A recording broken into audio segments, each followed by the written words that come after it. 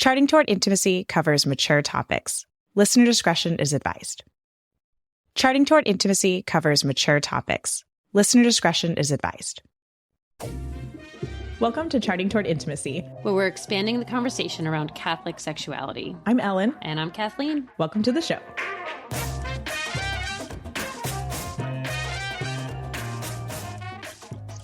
Hello, and welcome back to another Charting Toward Intimacy episode. I'm Ellen. I'm Kathleen. And today we're going to be talking about kind of tips for living throughout your menstrual cycle or your entire fertility cycle. And this isn't, we're not like talking like cycle syncing level. We're not going to be talking about like exercise or like changing your work schedule and stuff like that. We're just kind of talking about like everyday things that we do, and maybe suggestions for things that we don't do, but could implement that. Or things that we should do, but don't. Things that we should do. That, just to kind of like make life easier. Yeah. In the different phases of the cycle, or capitalize on the different phases of the cycle. Yeah. But before we jump into that, we have a new segment for the podcast where we're going to be answering listener questions at the beginning of each episode. So we're going to pick a question from our open question box to answer at the beginning of every episode. And then at the end of each month, I'm going to be taking all of the questions that were submitted that month, and I will be recording a video with answers to all of those. And that will be available in the Charting Toward Intimacy exclusive community. So if you want to see, I think it's going to be a lot of fun. I'm really excited. Yeah. I get lots of questions coming in from Instagram and email. I get text message questions from friends. And, I think a lot of these questions other people have too. And so there is a link in the show notes. If you've got a question, put it in that open question box.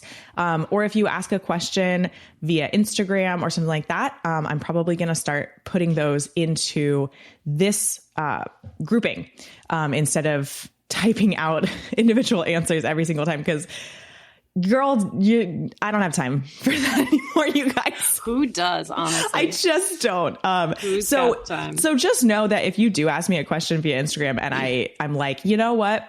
I'm going to move this to my open question box and put it in here. Yeah. It's not anything against you. It's, I need to have time off of social media. Exactly. We all do. Everybody does.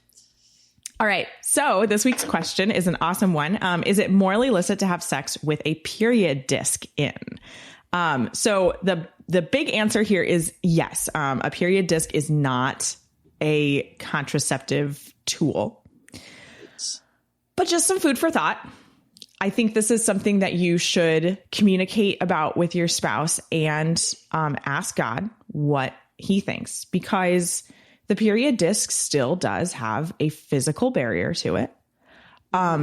Because it has a physical barrier and because it does trap the blood coming down through the cervix, we know that it does have a seal of some sort.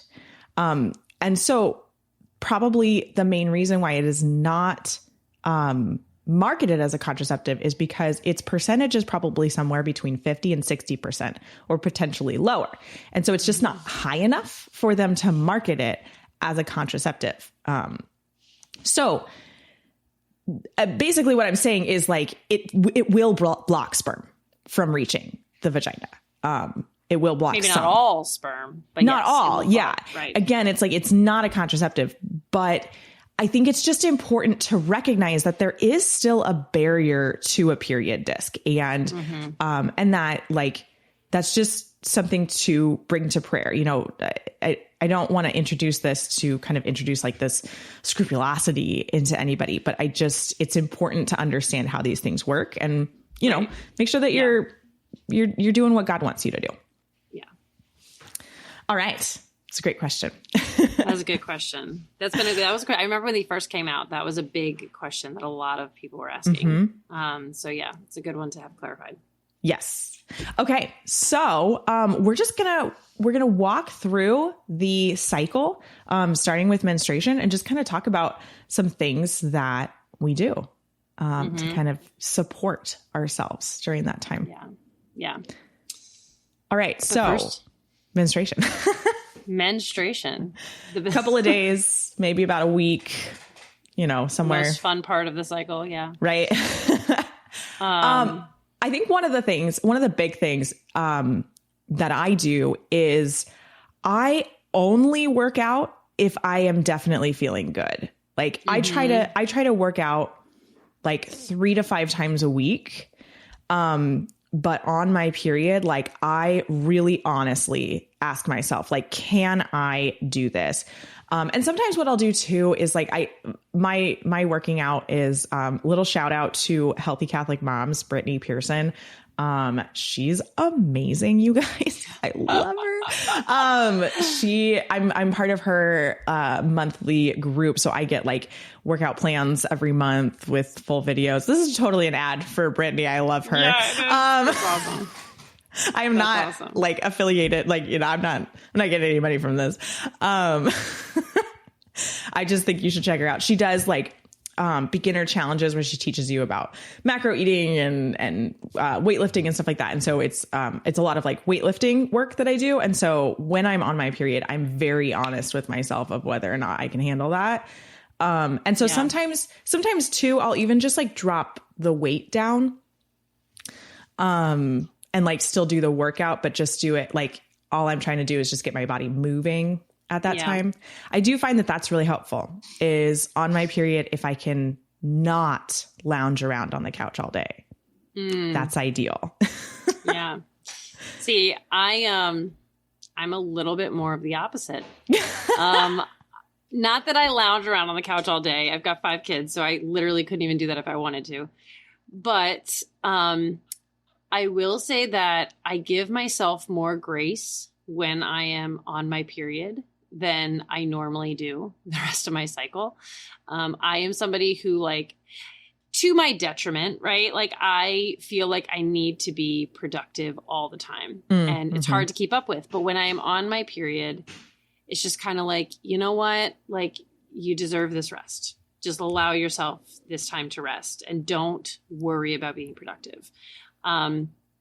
So I'll like let my mornings go a little bit longer. I'll like snuggle the kids on the couch. We'll like watch shows and stuff, just like allowing the rest to sort of act also as, just like quality time with my kids, where it's not just kind of like go, go, go. And, like everyone do this. All right, we need to get this done today. It's just like, you know what, let's all just chill out. Let's just chill out. So that's kind of, that's the biggest thing I do. I think I will say that like that phase. Typically on my period too, during menstruation, like we don't really leave the house in like a big way. So like, I'm not going to take the kids to the zoo on one of those days. I'm not going to take them to the children's museum. We might go to a park, but like maybe like we live right across the street from a park. Like we'll go to that park. Yeah. That's exactly or right. like we have like a weekly play group that we do. And so like, I'll go to that still. Because that's like more about me than the kids. Honestly, I need to talk to those moms. That's so true. Stay home mom life. So true. But yeah, I think, just being like honest with yourself about like what your body needs. What you can handle and what you can't. And the fact that you can't handle it all at that time is okay. Like, that's good. It's like a built-in, it's almost like the Sabbath, right? Like, if we're looking at our cycle, like it is our cyclical Sabbath. We just allow ourselves the time to rest. It's so important to recoup, to rejuvenate, because there's plenty of time coming up for us to do work for the rest of our cycle. Yep. Yeah. All right. So then as we round the corner into that follicular phase, often I personally find that like I'm a little lower energy still those couple of days after my period. Like my body hasn't like kicked into total follicular phase gear yet. And so, I'm definitely feeling better. I'll kind of like jump back onto anything that was put on pause during my period, or also like things that might have been put on pause during like my luteal phase. I'll focus more on like chores and making sure that kind of everything on the to-do list gets done. But just like that immediately after my period, I'm not just like, let's hit the ground running and do everything. Right. Yeah. Yeah. You definitely do have to ease into it. Which is, again, that's part of my problem. I'm bad at easing back into it. It's like, okay, here we go. Let's just full force, get the things done, do the things, I'm really bad at that. I'm going to say honestly, in follicular phase, I don't honor my follicular phase as I should. Yeah.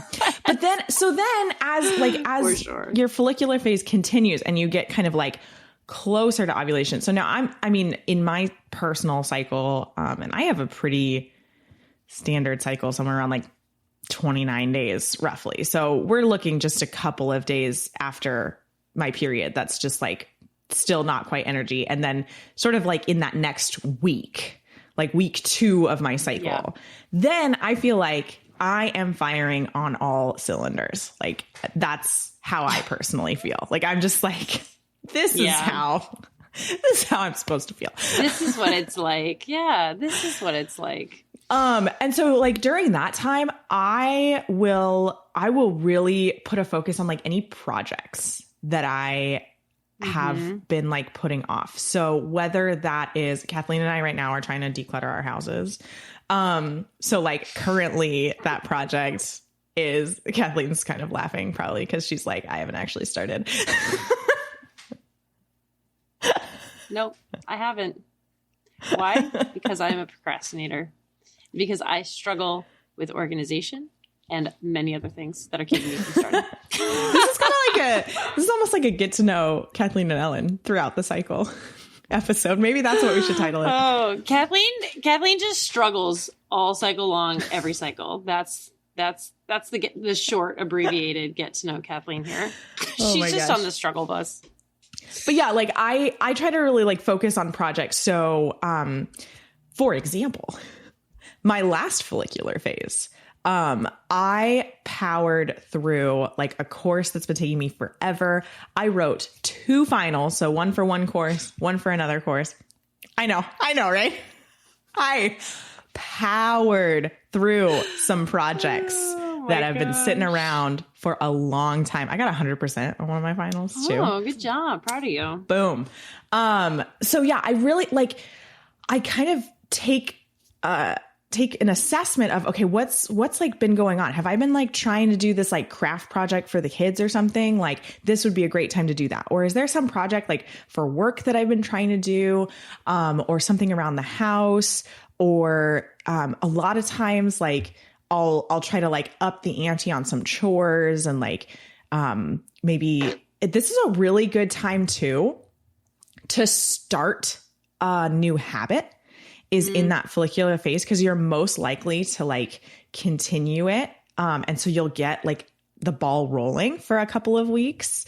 That's a good point. So like if you've been wanting to initiate the habit of, say, maybe you sweep the floors every night. Let's say that's a good one. I don't have that habit currently. Me either. Nope. That would be like, it'd be great to start trying to do that in the follicular phase, because you're going to have the most like kind of energy to keep the ball rolling. So yeah, that's my follicular phase, is really just I try to utilize that energy. And sometimes too, I will, if I have something I need to get done that doesn't like have a specific, deadline on it, I will actually push it to my follicular phase. If that's possible. That's a great thing to do. Yeah. I'm going to be honest. I don't do any of those things during my follicular phase. Okay, I don't want to say that to like make it sound like I'm just like this perfect human being who like always gets my house sparkling clean during my follicular phase. That's not the case. I'm just like, this is like my brain process I killed it during my last follicular phase, right? Like I finished 2 classes. Well, here's what I think. Like I notice very particular changes in my behaviors and personalities and my approaches during menstruation and during ovulation, and probably during my luteal phase too. Follicular phase is like a mystery to me. I don't really get it, but I also struggle, like I've been saying, I struggle to see my energy like from an outside perspective changing, right? And my habits and tendencies changing from phase to phase. I like apply things like as if I'm a man, where just everything, right? Like everything should be equal all the time. This is like the goal, right? This is what I should just be doing. And we'll have like menstruation where I can take a little bit of a relax, but the rest of the time, like I should just be the same. And I struggle to see those changes go. But I think this is a really good conversation to have because I know I'm not the only one out there that does this. Okay. And I think it's really important for us to start paying attention to the way, and I know in my head, like mentally, I know, right? Like intellectually, I know that we have energy changes and all this kind of stuff. It's the practical application of applying it to my own life. It's like, I always look at things as like, oh yeah, that's great in general for like everybody. Just not for me, right? Like I just like, that's not how I work, right? I need things simple and a standard expectation, not much change. Like, but that's like not effective for me either, right? So I think it's a really good thing to have this discussion so that those of us who do sort of give ourselves a one single expectation for our entire cycle can figure out and learn how to adjust that. Yeah. I think expectations that's the right word, is like measured expectations of these different phases, and recognizing that like in that follicular phase, and we'll kind of talk about ovulation next, which me personally, I don't see a huge difference between like kind of that late follicular phase and ovulation, is recognizing that like your expectations of yourself can be really high. I think a lot of times we place our expectations of ourselves incredibly high, and we think about it like a man, right? And so we expect a lot of ourselves all the time. This is that phase of your cycle that you actually can expect a lot of yourself. You can place those expectations at an appropriately high level, but then you need to reduce those expectations of yourself and recognize that things change in the other parts of your cycle. Yes, absolutely. So ovulation, I mean, ovulation for me, it's still kind of in that same zone of that like late follicular. Like I'm still like feeling quite a bit of energy. And again, like you can't really like pinpoint ovulation day. So it's not like I'm ever like, oh, today I have so much energy, this must be ovulation day. Like for me, it kind of that same high level of like, let's work on things, let's set the expectations high. Like that kind of goes through, to, you know, I chart with symptothermal. So it goes through to like the first 1 to 2 days of high temperature. Like when I'm starting to see the signs of like, I have ovulated, like that's when I also start to see that energy level drop. When it's time to kind of start changing gears of expectations. Yeah. No, that's exactly right. I think for me, I notice the changes once my ovulatory phase opens, right? So that ovulation window where I start seeing fertile mucus, all that kind of stuff, right? I feel and can sense the increase in estrogen. I do finally feel more energetic, right? I feel like, okay, like it's a very obvious energy shift, where I can get more done. I can prioritize a little bit better, but I do also get a lot more anxious in my ovulatory phase. which is something that estrogen does. Estrogen is a stimulate. It's like, it's kind of like the,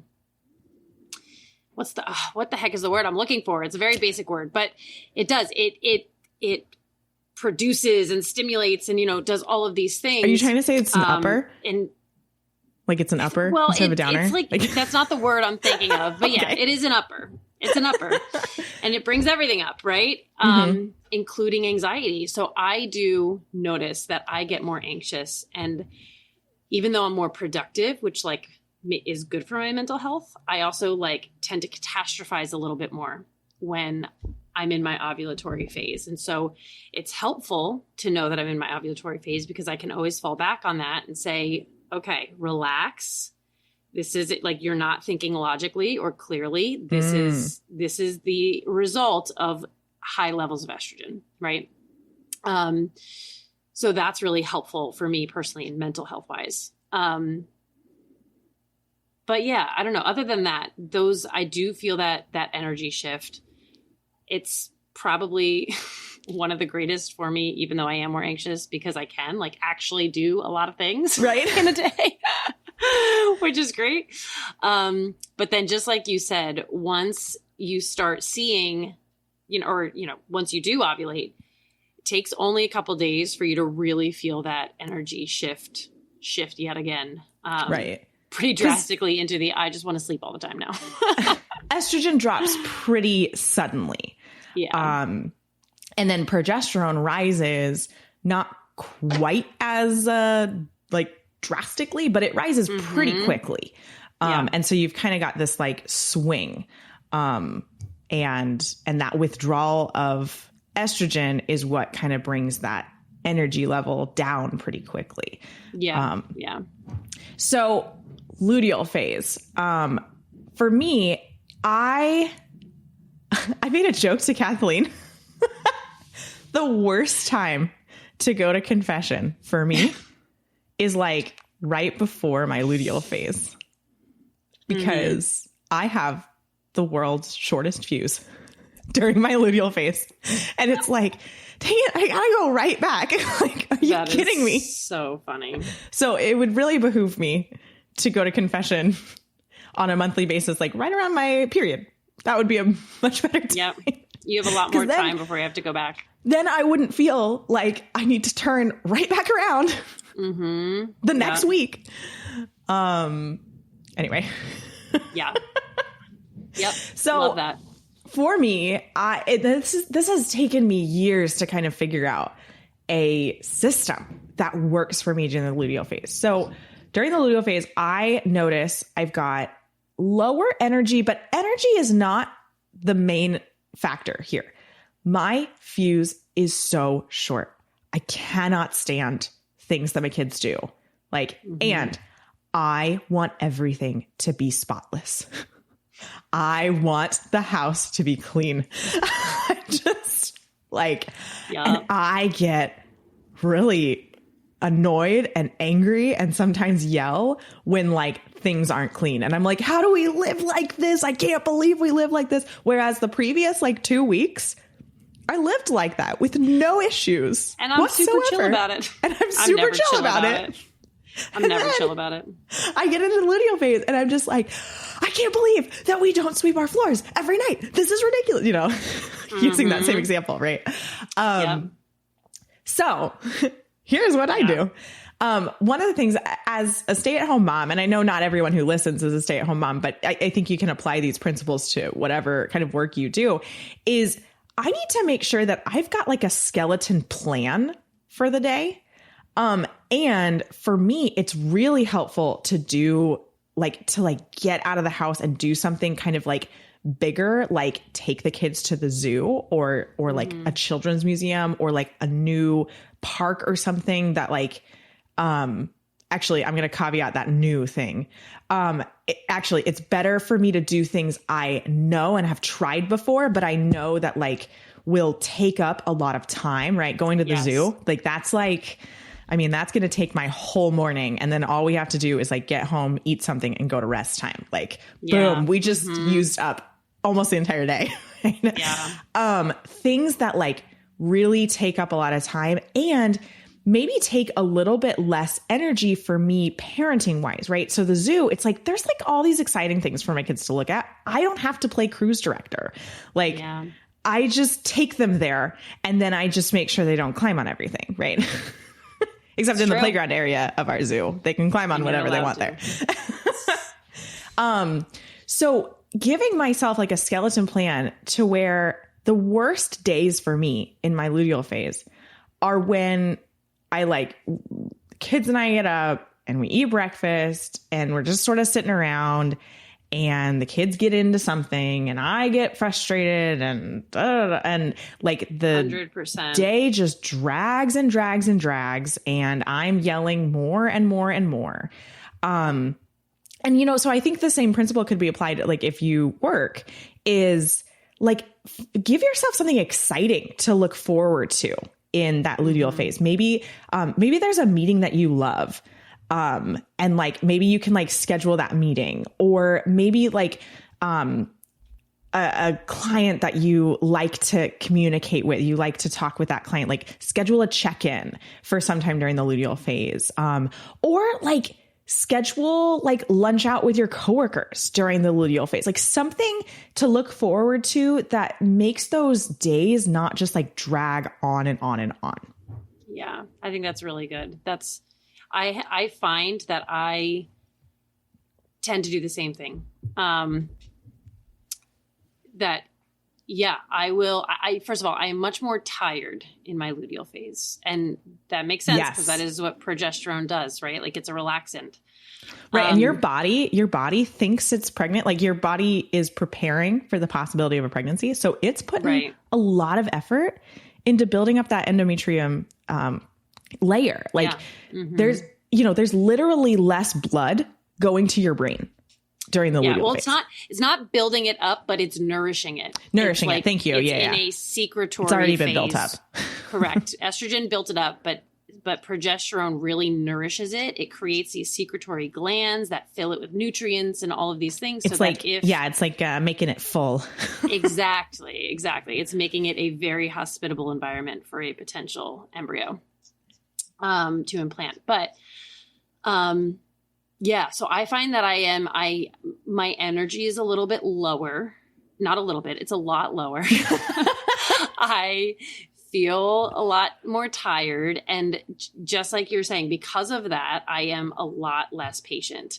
And this is typically the time in my cycle where my husband loves telling people this, that I will stomp around the house screaming and yelling that I'm going to throw everything away, every single thing away.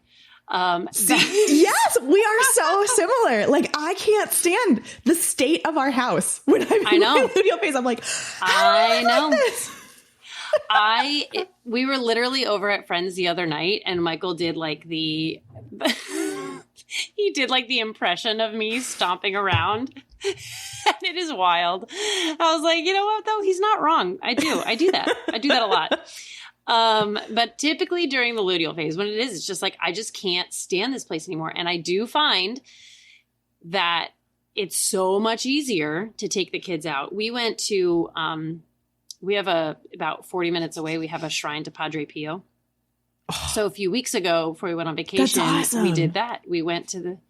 It's like right by my in-laws' house actually, but we went to the Padre Pio shrine. We walked around, we packed a charcuterie like lunch. We had like picnic there and then went into the shrine, prayed, like looked at everything. They have a little museum to Padre Pio, like all these things. So we just like spent the day doing that and it was awesome. Yeah. And then it gave me the idea. There's like, within an hour drive of us, there's like at least 4 or 5 good shrines.